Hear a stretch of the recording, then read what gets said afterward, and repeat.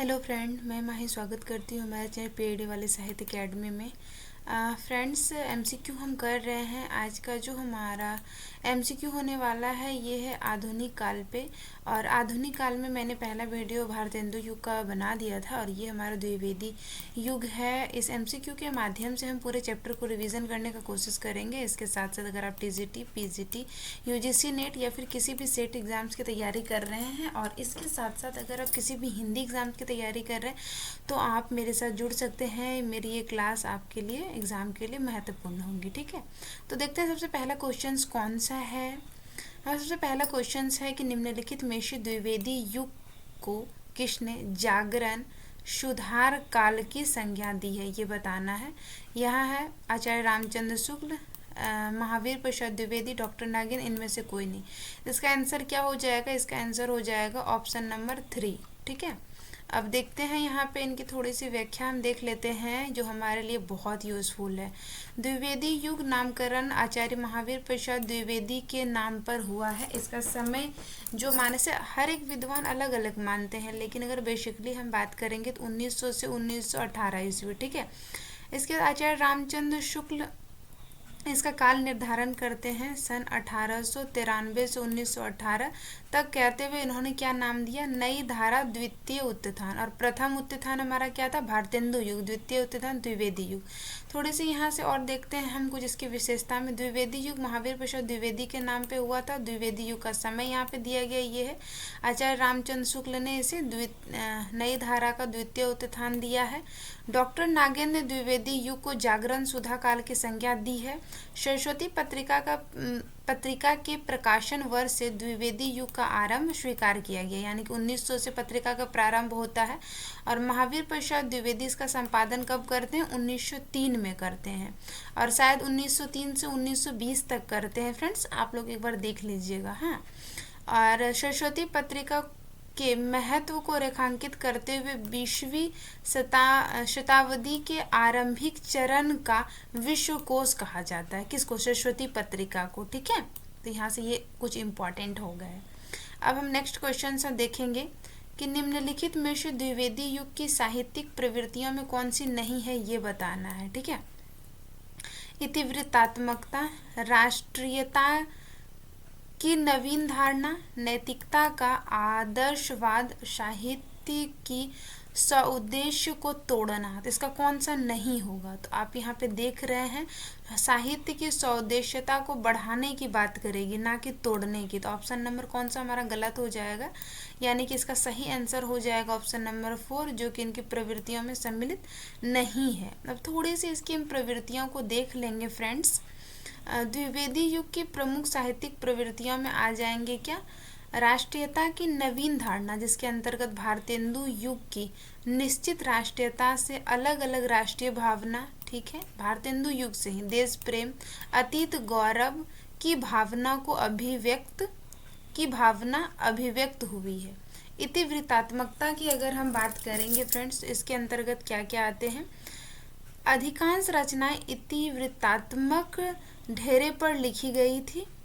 नैतिकता एवं आदर्शवाद की बात की गई है। इसके साथ साथ विषयगत वैविध्य, साहित्य के सौदेश्य पर बल दिए गए थे। यहाँ पे मैंने क्या कहा था कि सौदेश्य को तोड़ना, बल्कि उस पर बल दिया गया था। ठीक है, उसके बाद है कि काव्य के विविधता, यानी कि काव्य के रूपों में विविधता मिलती है। खंड काव्य, महाकाव्य, प्रबंध काव्य आदि इसमें देखने को हमें मिल जाते हैं। ठीक है, नेक्स्ट क्वेश्चन हम देखेंगे फ्रेंड्स। क्वेश्चन है हमारा कि निम्नलिखित में से किस कवि का जन्म जो है यहाँ पे असंगत है, ये बताना है। तो श्रीधर पाठक का जो समय यहाँ पे दिया गया है, फिर यहाँ पे अयोध्या सिंह उपाध्याय हरिओद, फिर महावीर प्रसाद द्विवेदी, मैथिली शरण गुप्त। आपको बताना है कौन सा इसमें से असंगत है। ठीक है, तो इसका कौन सा हो जाएगा फ्रेंड्स? ये हो जाएगा मैथिली शरण गुप्त।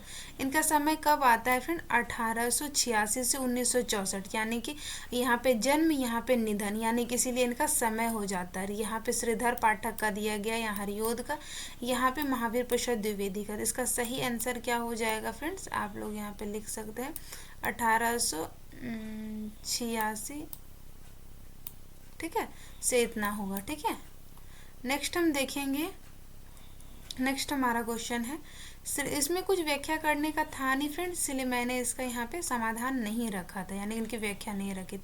श्रीधर पाठक के अनुदित रचनाओं में सम्मिलित हैं, कौन कौन से हैं जो श्रीधर पाठक की रचनाओं में सम्मिलित हैं? गडेरिया और दार्शनिक, एकांतवासी योगी, उजड़ ग्राम, इनमें से सभी। तो आप लोग को पता है इसका आंसर हो जाएगा इनमें से सभी। अब देख लेते हैं इसमें से इनकी व्याख्या। श्रीधर पाठक की प्रमुख रचनाओं में अनुदित रचना है गडेरिया और दार्शनिक। ये किसका है? ये है सेफर्ड एंड फिलोसोफर का है, यानी कि इनका मूल रचनाकार है और मूल नाम ये है हमारा ग्रे इनके रचनाकार हैं। ठीक है, ये किस भाषा में अनुदित थी यहाँ पे ये नहीं दिए गए हैं। ठीक है, अब बात करेंगे यहाँ पे कि ऋतु संहार, जो कि ऋतु संहार मूल रचना कालिदास की है और ये ब्रज भाषा में अनुदित है। फिर यहाँ पे है एकांतवासी योगी 1886, हर्मिट गोल्ड स्मिथ की रचना को इन्होंने खड़ी बोली में अनुवाद किया है। उजड़ ग्राम की बात करेंगे 1889, डेटेज विलेज ये है गोल्ड स्मिथ की रचना है जो कि ब्रज भाषा में अनुवाद किया है इन्होंने।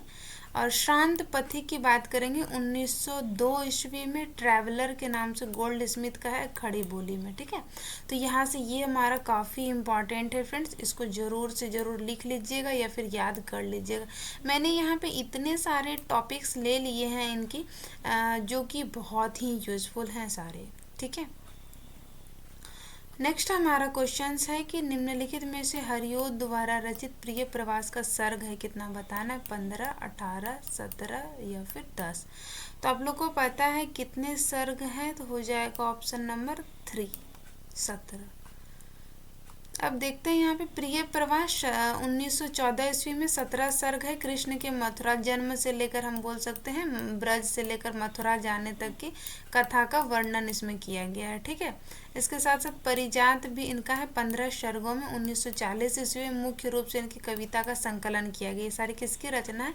तो ये सारी हरिओद जी की रचना है। ठीक है, वैदेही वनवास 1940 18 सर्गों में, ये क्या सीता के परित्याग की कथा है। ठीक है, अब नेक्स्ट क्वेश्चन हम देखेंगे, निम्नलिखित में से महावीर प्रसाद द्विवेदी के मौलिक काव्य कृतियों में सम्मिलित नहीं है कौन से, ये बताना है। काव्य मंजूषा,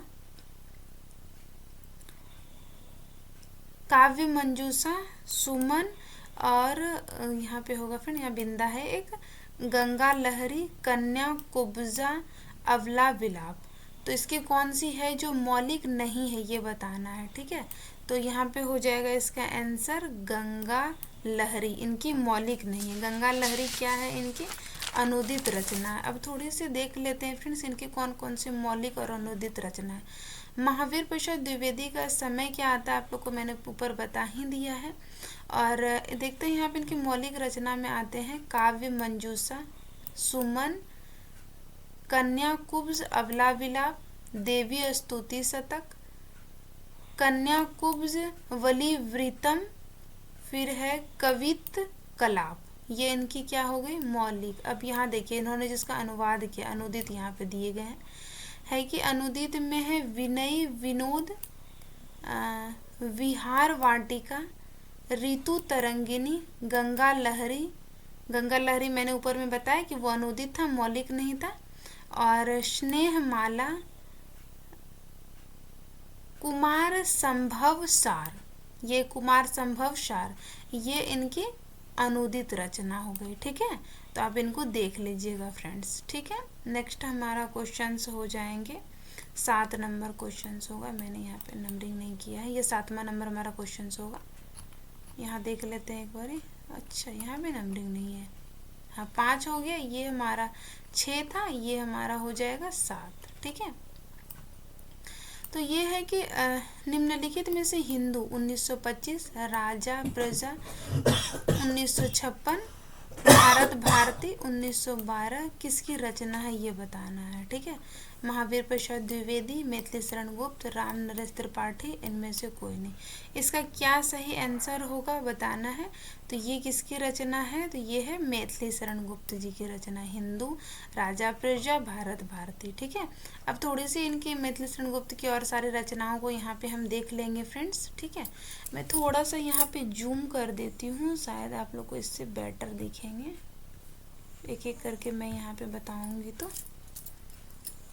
देखिए इनका महाकाव्य में ये सारे इधर मैथिली शरण गुप्त की ही रचना है। साकेत 1931 ईस्वी में और जय भारत 1952 ईस्वी में, ये इनका क्या है, महाकाव्य। खंड काव्य की बात करेंगे तो यहाँ पे देखिए पुराण पे आधारित जो है इनका वो है द्वापर, शक्ति और नहुस, ठीक है। उसके बाद रामायण आधारित है पंचवटी, महाभारत आधारित है हिडिम्बा। ये सब इतने इम्पोर्टेंट नहीं है फ्रेंड्स, ठीक है। एक यहाँ पे जयद्रथ, ये वाला देख लीजिएगा।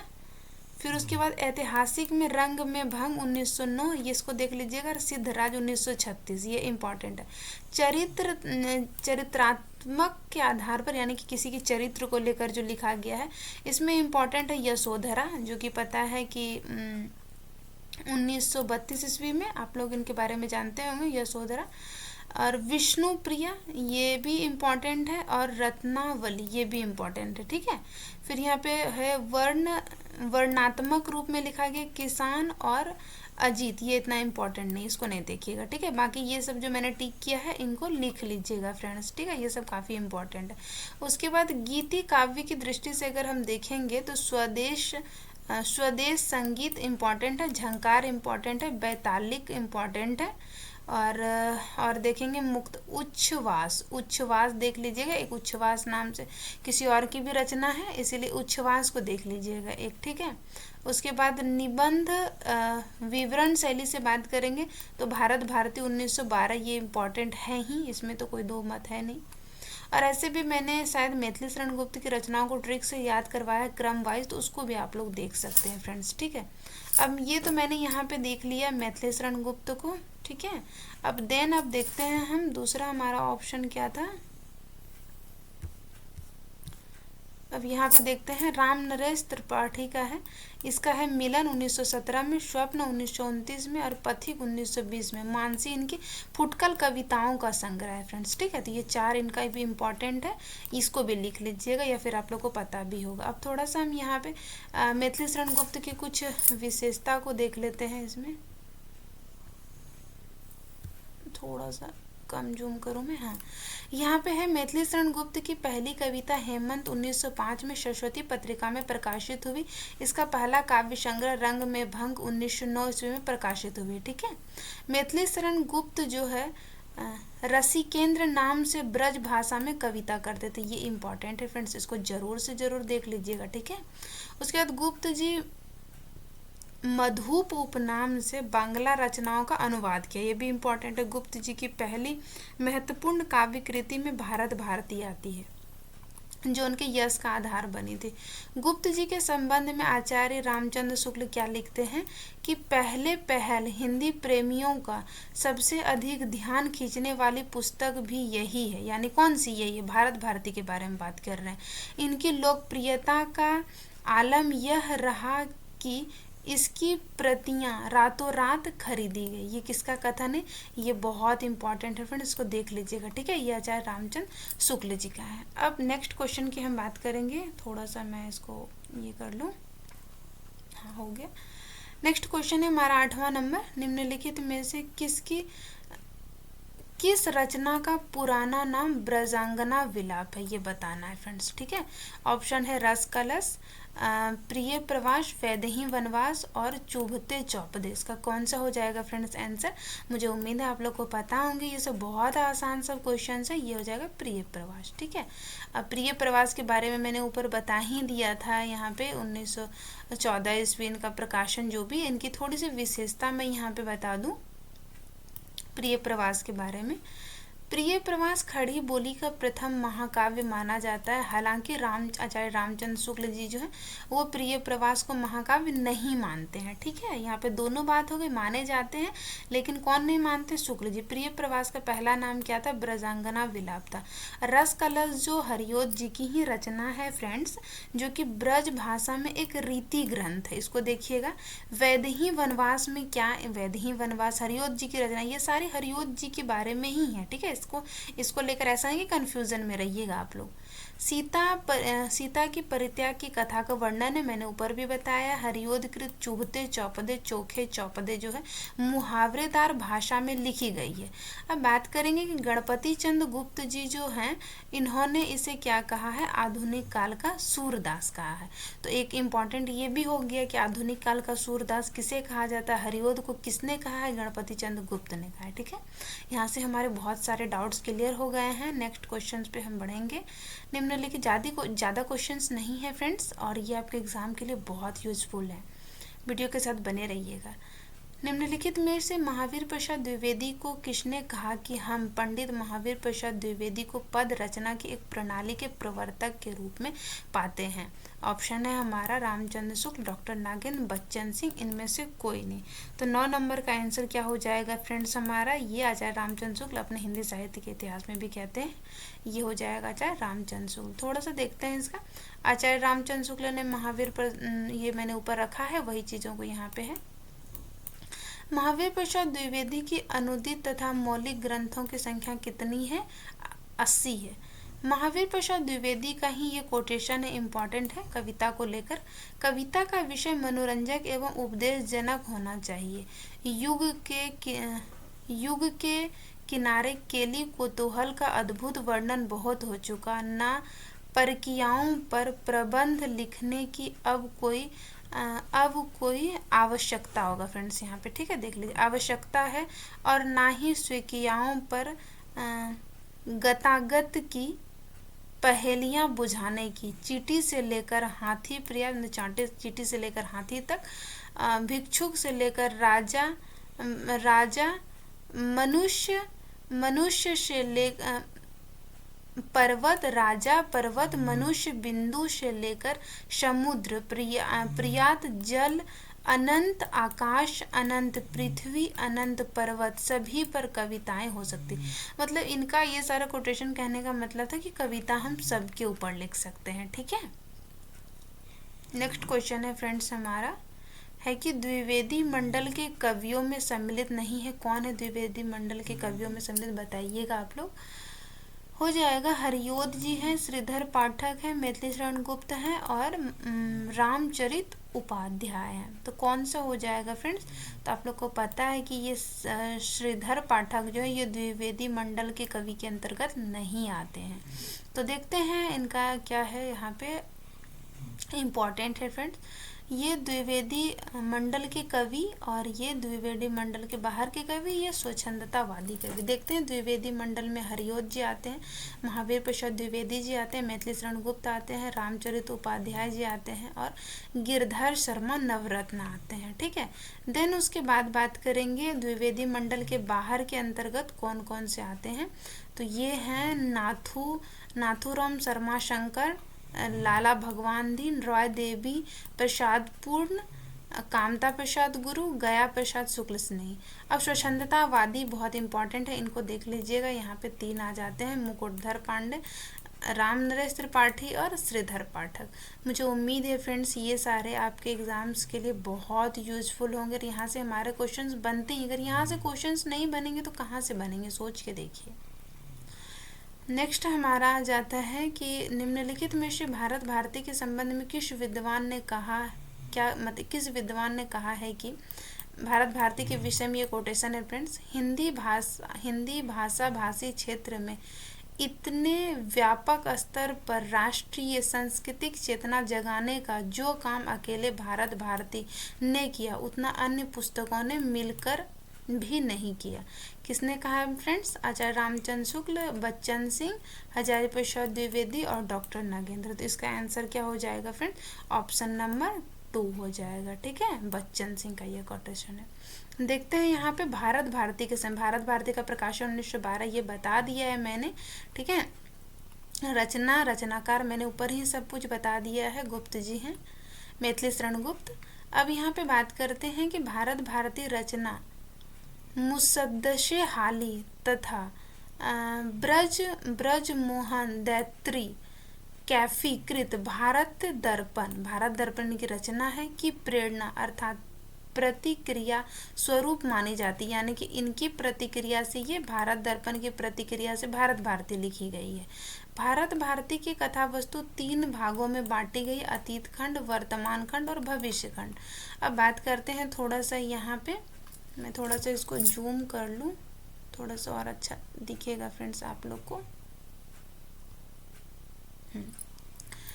है कि गुप्त जी ने भारत भारती के पहले संस्करण की प्रस्तावना में लिखा है, क्या लिखा है, संसार में ऐसा काम नहीं जो सचमुच उद्योग से ना हो सके, परंतु उद्योग के लिए उत्साह की आवश्यकता है, बिना उत्साह के उद्योग नहीं हो सकता। इसी उत्साह को, इसी मानसिक वेग को उत्तेजित करने के लिए कविता एक उत्तम साधन है।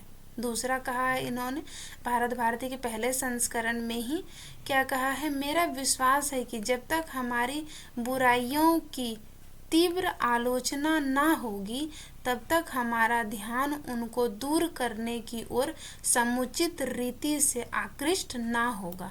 तो ये किसका कोटेशन है फ्रेंड्स, तो ये मैथिली शरण गुप्त जी का है। और किसमें कहा है, तो भारत भारती की पहले संस्करण में कहा था। और ये बच्चन सिंह का है, जो मैंने ऊपर कोटेशन रखा था वो यही है कि हिंदी भाषी क्षेत्र में जितना काम किया है, ये मैंने जो ऊपर यहाँ पे टाइप किया है वही कोटेशन है यहाँ पे। ठीक है, तो इसको देख लीजिएगा। नेक्स्ट हमारा क्वेश्चन है, ये हमारा लास्ट क्वेश्चन है फ्रेंड्स, कि निम्नलिखित में से किस विद्वान ने साकेत के बारे में है, साकेत को जनवादी काव्य की संज्ञा दी है, बताइएगा। डॉक्टर नागेंद्र, महावीर प्रसाद द्विवेदी, रामचंद्र शुक्ल और बच्चन सिंह। इसका आंसर हो जाएगा friends option number 1, doctor Nagendra ने कहा है। ठीक है, अब थोड़ी सी बात कर लेते हैं फ्रेंड्स यहाँ पे हम साकेत के बारे में। साकेत के बता दिया मैंने पहले ही, प्रकाशन, रचना सब कुछ मैंने ऊपर ही सारा करवा दिया, इसलिए कुछ इम्पोर्टेंट तथ्य को देखते हैं। साकेत लिखने की प्रेरणा सन 1918 ईस्वी में सरस्वती पत्रिका में महावीर प्रसाद द्विवेदी द्वारा छदम नाम भुजंग भूषण भट्टाचार्य से लिखे, किसके नाम से, भुजंग भूषण भट्टाचार्य से लिखे कवियों की उर्मिला विषय उदासीनता शीर्षक से लेख से मिले थे। किससे मिली थी इसे, उर्मिला विषय उदासीनता शीर्षक से लेख से मिले थे।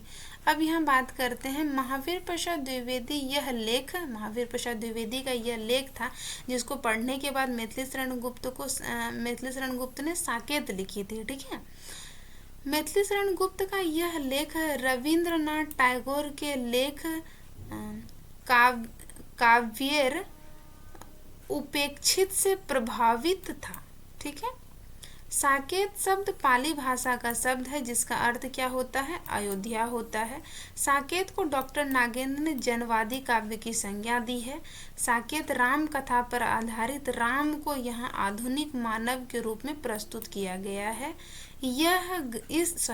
इस ग्रंथ में उर्मिला प्रधान चरित्र है। इसका नायक लक्ष्मण से वियोग एवं वियोग से उसकी अधीरता और साथ साथ धैर्य प्रमुख वर्णन विषय है। मतलब कि इसके वियोग और उसके धैर्य का वर्ण विषय के रूप में बनाया गया है। कथा इनकी है 12 सर्गों में विभक्त है। ठीक है, और 9वें सर्ग जो है वो मूल रूप से फ्रेंड्स जो होती है वो उर्मिला विषय उदासीनता पर लिखी गई है। ठीक है, केंद्रित है उर्मिला पर विशेष रूप से।